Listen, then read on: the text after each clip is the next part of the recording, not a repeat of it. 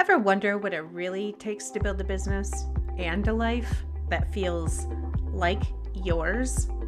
Welcome to That Big CEO Energy. I'm Callie, entrepreneur, operations whiz, and your go-to for the real, raw, and unfiltered side of business and life. Hey, welcome back to the show. Listen, if you haven't listened to episode 173 yet, go back and listen to it because what I talk about in there, and I didn't really know that this would fade into this episode, but here we go. But today's episode is really for the woman who looked around one day and realized that the house got quiet. And somewhere along the way, so did she. Maybe your kids grew up. Maybe they moved out. Maybe they simply need you different now. And suddenly, there's space. Space in the kitchen. Space in your routines. Space in your calendar. And instead of that space feeling freeing, it feels unfamiliar. Because for so long, your identity was built around being needed. Being the one managing everything. Remembering everything. Holding everyone together. And when that season shifts, a real uncomfortable question can show up. Who am I now? And honestly, I think that question women are asking way more than people realize. So today I want to talk about the emotional side of this season. I want to give you maybe some practical ways that I've learned how to reconnect with myself again, and maybe it'll be helpful to you, but not to who you were 20 years ago, not to who everyone else needs you to be, but for you right now. And I think in a lot of ways, maybe this is a pep talk to me, but before we go anywhere practical, I need you to hear this first. You're not starting over. You're simply rediscovering after years of survival. Some days, real survival, right? After years of responsibility and after years of caretaking. And those are very different things because I think women hear phrases like reinvent yourself, find yourself again, right? And it just honestly, you guys, it feels exhausting just to hear somebody say, reinvent yourself again. Because that's just another thing to do, right? Probably some of you are nodding the head it took me years of exhaustion to get here. And now you want me to pivot and do something different? That is one more thing that I have to figure out perfectly? But hear me, right? This is said with so much love that this season is not about becoming completely different overnight. It's about slowly reconnecting with the parts of ourselves that have gotten quieter while life has gotten louder. Sometimes out of necessity, but mostly because we've allowed it to happen. And that takes gentleness. That doesn't take pressure, but it takes this gentle love of ourselves. And I think one of the biggest mistakes that people make in this season of trying to answer the giant question immediately of who am I? That question just feels enormous. It feels heavy. It feels overwhelming. I remember when I was interviewing for positions, and I'm sure people still ask this, but tell me about yourself. And what are the first things that we usually always say? Well, I'm Callie. I have a blended family of 3. My husband has 2 and I have 1, right? We immediately go to what our identity is. And for most of us, for some of us, that's being a mom.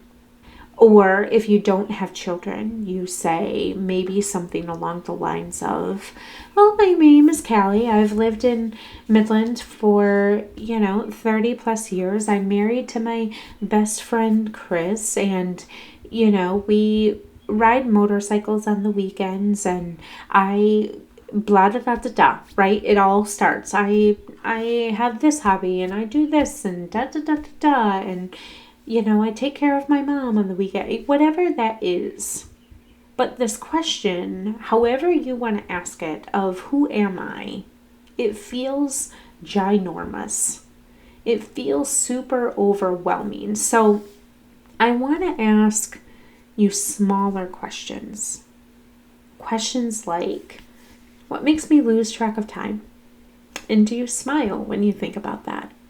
Is it because you're out walking down the dirt road, or maybe you have found a secret trail and you don't realize how much longer the walk is than what you tell everybody?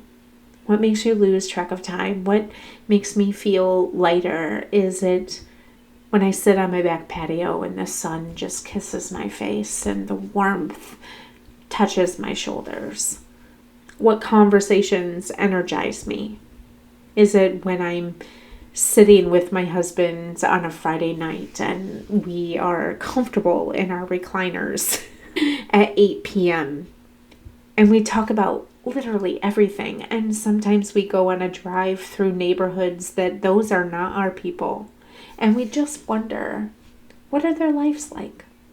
What environments make me feel most like myself? Is it when I'm teaching bar class at 5:30 in the morning and I can see how hard everybody works and the smile on their face because it burns so good? And the other environment is when I'm running next to my best friend in a 5K. And the other small question is, what have I always wanted to try? I told my husband just last night, actually. I said, if you find it wherever it is to get me a birthday gift or a Christmas gift, I want to learn how to make pottery, like on a wheel, right? I want to do that. I've always wanted to try that. And I took a pottery class. I don't know, it was like 8th grade.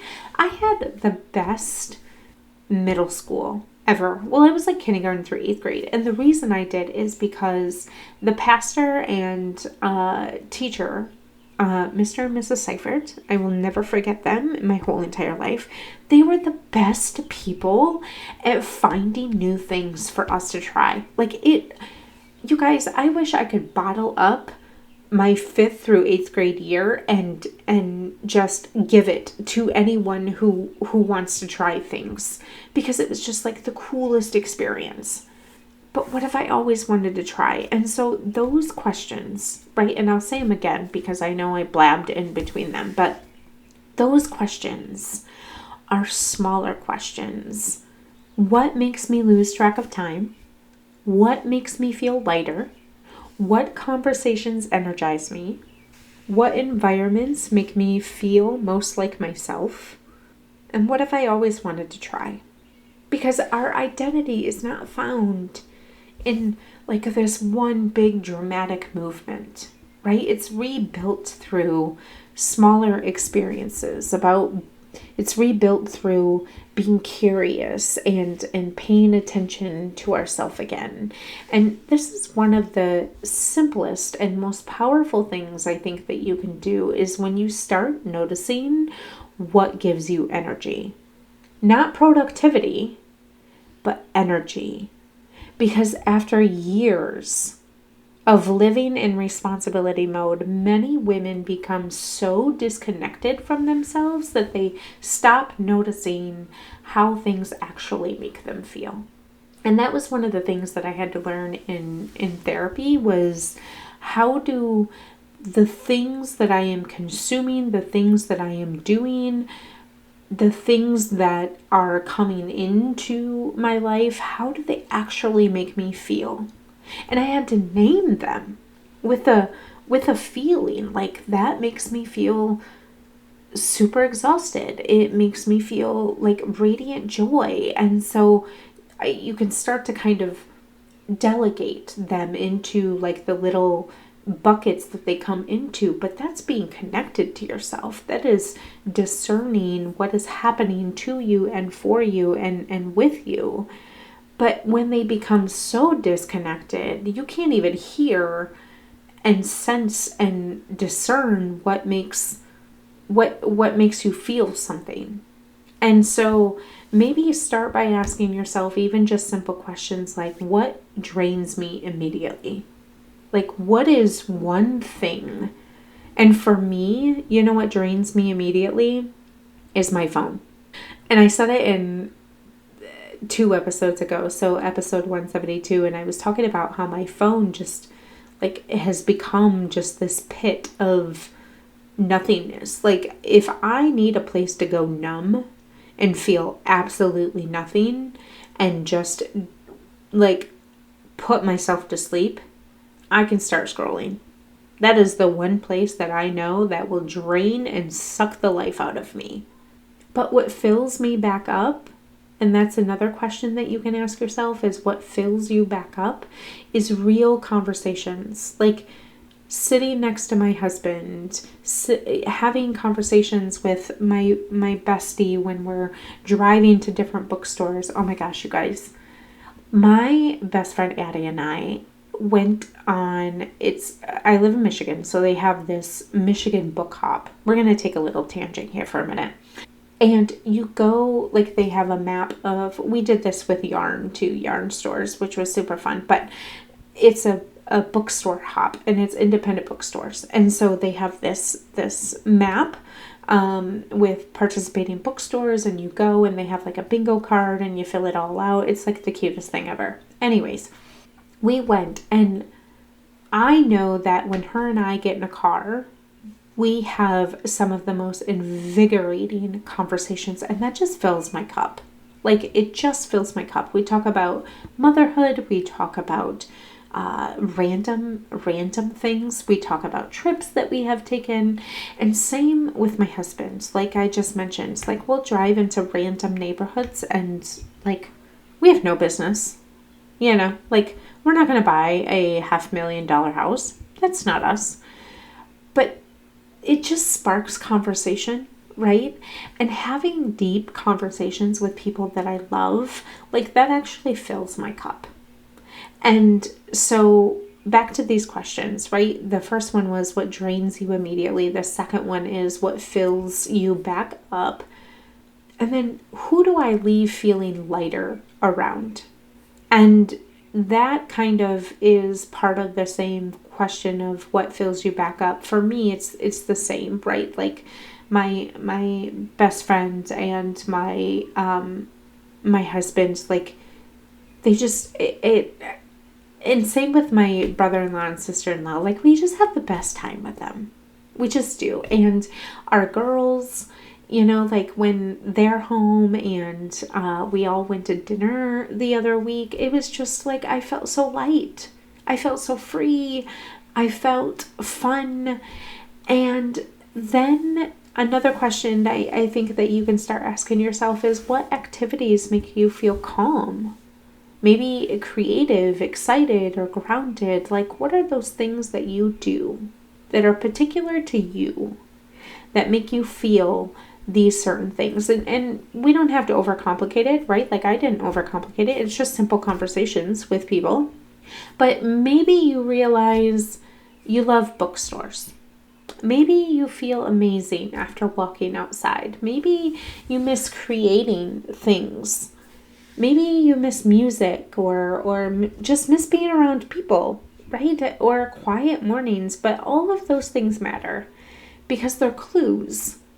And when you try things without needing them to become something is such a huge thing. When we stop putting pressure on every new interest to become our purpose, and I mentioned too, like not every hobby needs to become a business. And we talked a lot about that in episode 173, that not every passion, right, needs to become your identity. Sometimes you just need to try something because it's fun. Sometimes, like, you can take a dance class because you miss movement. Or, like, I started teaching bar class once a week, and it's literally because I love group fitness classes.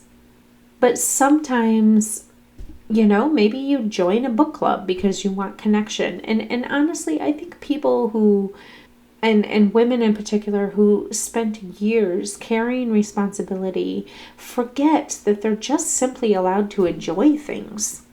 There doesn't have to be an outcome attached. There doesn't have to be productivity attached. You simply can just show up, and it can be for pure enjoyment. And enjoyment matters. A lot of people wait until they have clarity before they can create this space, and it's usually quite the opposite. It usually is clarity comes after the space, not before. So if your life has been feeling like nonstop noise and responsibility for years, you may need to create margin before you can even hear yourself clearly again, right? And so that might mean protecting one quiet morning a week. I don't know, maybe it's going for walks without your phone. Maybe it's saying no to things that like I don't want to do this. And I mentioned this in the other episode, but quit kicking the can down the road. Throw the can away. Just tell them, you know what, at this time in my life, I need to get this off of my plate. And people understand. They get it. But maybe it also might mean spending time alone intentionally instead of accidentally, right? Maybe it's telling the husband, you need to take the kids somewhere, or I am going somewhere, right? And be intentional about what it is that you are doing. Not just like, oh, randomly on this random Saturday, my husband happens to have the kids at all their practices and I get to be alone, and then you're scrambling to find what it is that you want to do, and by the time you end up figuring it out, guess what? He's home with the kids, right? So like setting that intentional time of, nope, actually twice a month you are going to take the kids, or they're going to our parents, or whatever it is, we're getting a babysitter, I don't even care, but I myself, me, Callie, I'm going to do something by myself. And it requires this season, right? Requires you to be able to hear yourself think. Because when your entire life is filled with reacting, you can't even hear yourself think. And it requires you to listen. And I think there's something powerful about looking backward for clues. Like, who were you before life got so heavy? What did you do? What did you love before you came responsible for literally everyone else? Right? What interested you before survival mode took over? And listen, this is not about becoming that person again. Like, you've evolved way too much for that. But sometimes the younger version of you leaves breadcrumbs. Maybe you used to write. Maybe you used to paint. Maybe you used to dance, read, dream about traveling. Maybe you used to love theater, fitness, whatever. Like, those things mattered for a reason. And maybe they still do. But you've got to build a life that includes you this time. Because a lot of women have built beautiful lives for everyone else. And what's happened? We've accidentally left ourselves out of it. So this season becomes an opportunity to ask, what would my life even look like if I included myself in it too? And it even comes down to taking pictures. Put yourself inside of the pictures. I don't care if you don't love your hairstyle. I don't care if your kids don't see that. They see a mom who was present. Your husband, I promise you, does not care that you have worn the same PJs over the course of weeks and on the same Christmas the last 6 years, because you haven't bought yourself any new pajamas, which you should. Go buy new pajamas. They don't care. They see you. What would your life look like if you included yourself in it too? Not just your responsibilities, not just everyone else's needs, but you. Would there be more peace? Would you be more creative? Would you travel more? Maybe you would rest. Maybe you'd have time for friendship, for more joy. And honestly, asking these questions feels super uncomfortable at first because you're like, I should know the answer to these. I should, right? Like, I should know the answer. But the reality is that many of us are conditioned to believe that constantly giving is the goal. But we forget that we're allowed to build a life that nourishes us too. Because we can't save someone else if we don't have our own oxygen mask on. And I think that this part matters more than people realize, is we don't have to isolate ourselves while we're rediscovering ourselves. Matter of fact, I think that it's way more important that our kids see that we are trying new things and not being ashamed of it. And this is actually the season to reconnect with ourselves, to take the class, join the group, right? Go to the event, find women who are also becoming, because especially in young women that we are raising, it encourages them to have their oxygen mask on, have it fully pumping full of oxygen so that you can serve the other people in your family that you are building. Because one of the hardest parts of transitions is feeling like nobody understands. And there are so many women standing in this exact season going, who am I now?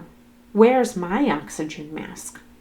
And sometimes when you're doing it with maybe some other moms that are feeling this way too, or, even if you are alone, but doing it out loud, even sometimes loud healing happens simply because you realize that you're not alone. That there are probably, at least every woman has experienced at some point in her life this.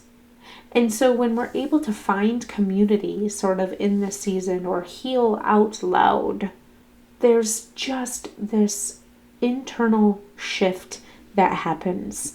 And when you let yourself evolve without apologizing, which means that you need to hear this, you're allowed to change. You're allowed to want different things now. You're allowed to evolve beyond the version of you that everyone got comfortable with. And honestly, I think some women stay stuck because they feel guilty becoming someone new.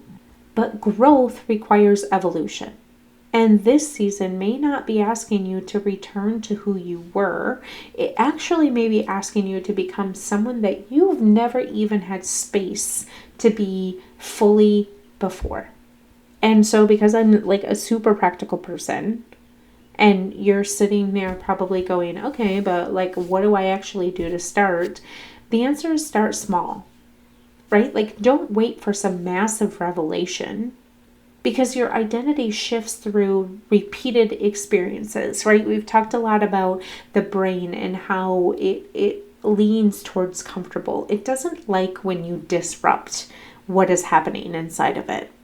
So in order to make things enjoyable, long-term, to a place where you feel really good about it, you have to give it a repeated experience that it becomes comfortable with. And so maybe this week you try a new coffee shop. Maybe you start a hobby, take an extra walk, right? Like, journal through what it is. Book the trip, my friend. Book the trip.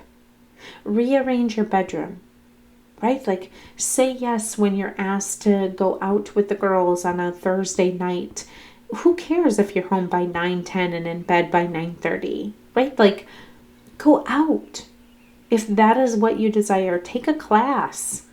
But tiny actions. And then these tiny actions create movement. And then movement creates clarity. So if the house has gotten quiet lately, if life feels different, if you're just trying to reconnect with yourself after years of caring for everyone else, I want you to know this, sister friend.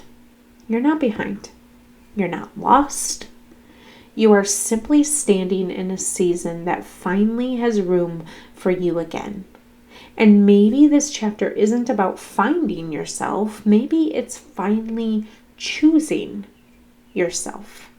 Little by little, day by day, without pressure, without needing to have it all figured out immediately, just becoming who you want to be, becoming who you never thought you would become in such a positive way that even you look at yourself and go, who is she? And then give yourself a little smile and a pat on your back and keep on trucking. I'll see you in the next episode.